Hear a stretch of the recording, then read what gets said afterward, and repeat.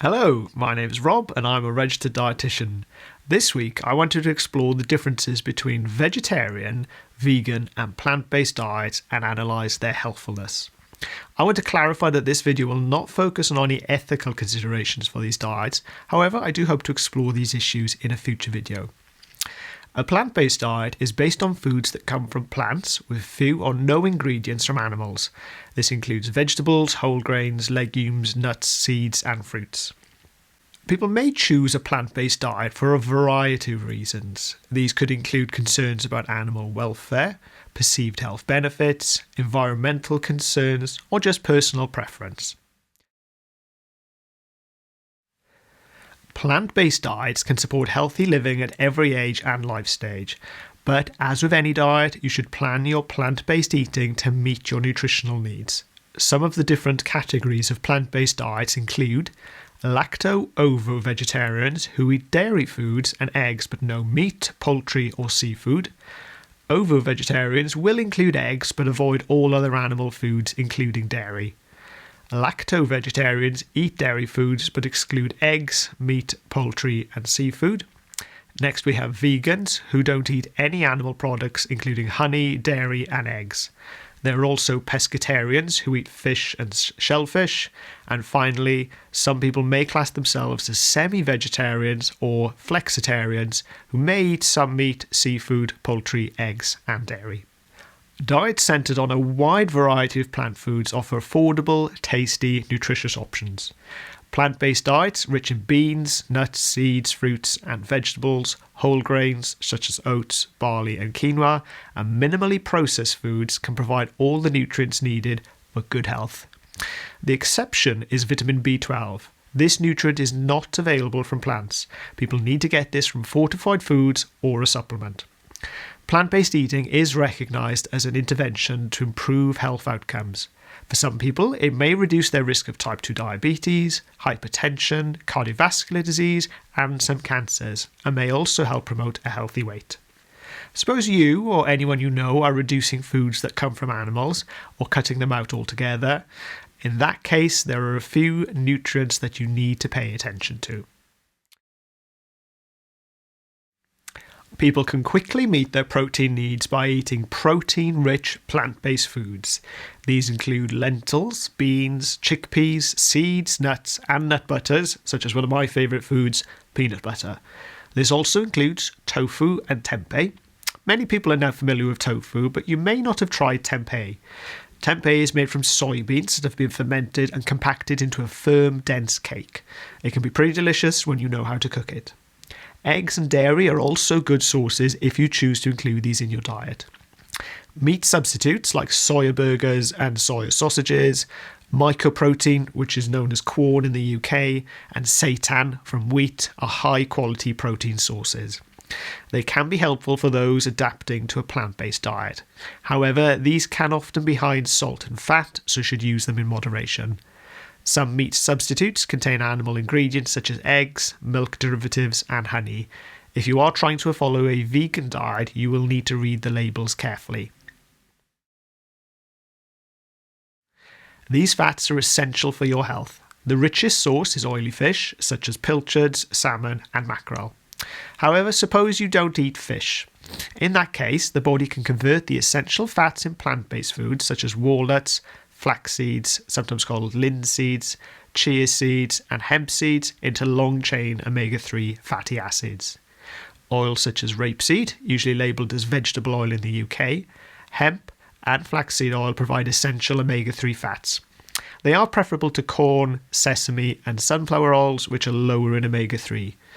Omega-3 supplements made from algae are also available and are suitable for vegans.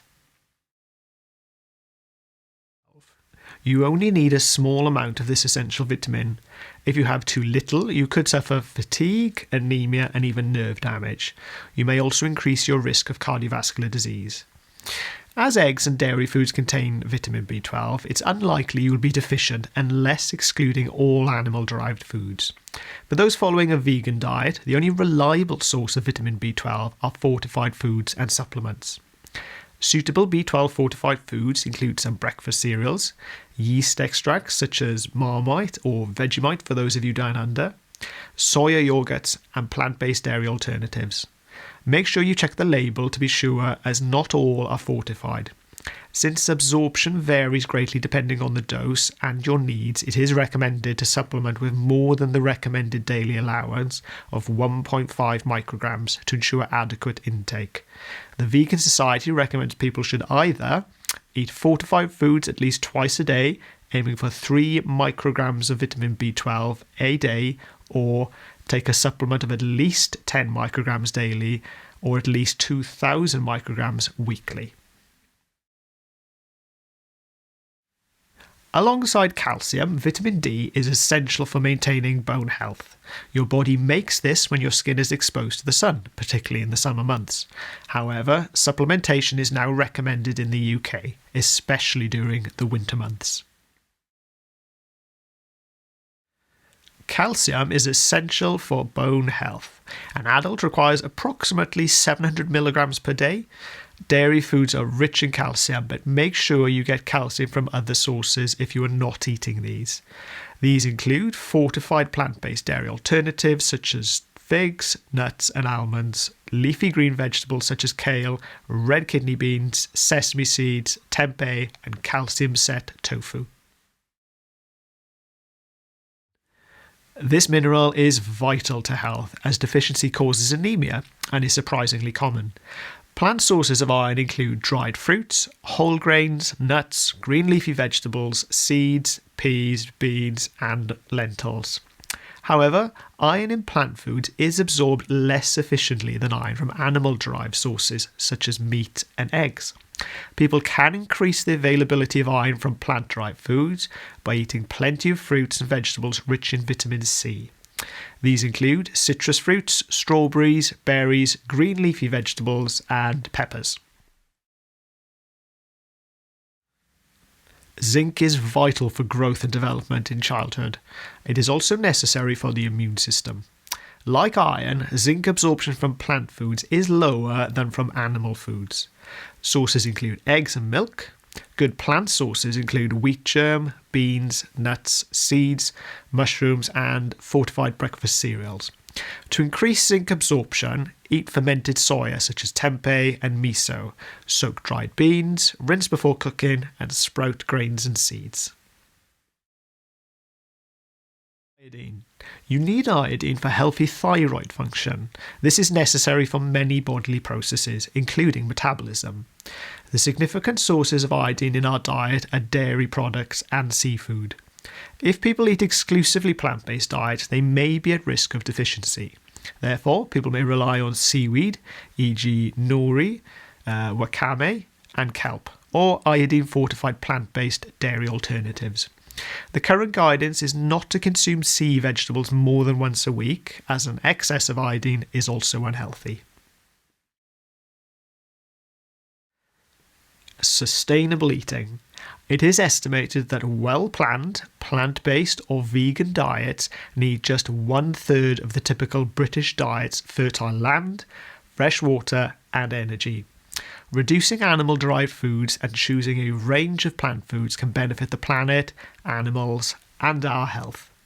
Find out more through the BDA's One Blue Dot project or check out my video, Is Your Diet Environmentally Friendly?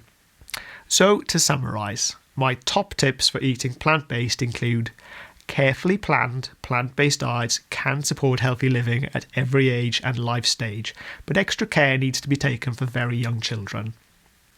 Plant-based diets can help manage weight and reduce the risk of type 2 diabetes and other chronic diseases.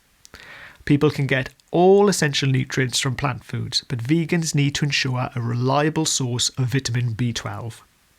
If excluding dairy, people need to make sure they consume other calcium-rich foods. And finally, remember to include a wide variety of plant-derived foods to ensure your diet is balanced and sustainable. Anyway, that's it from me. I hope you found this video helpful or informative, and if you did, why not give it a thumbs up and consider subscribing. And before I go, this is your weekly reminder to never stop learning, because life never stops teaching. See you in the next one. Cheerio.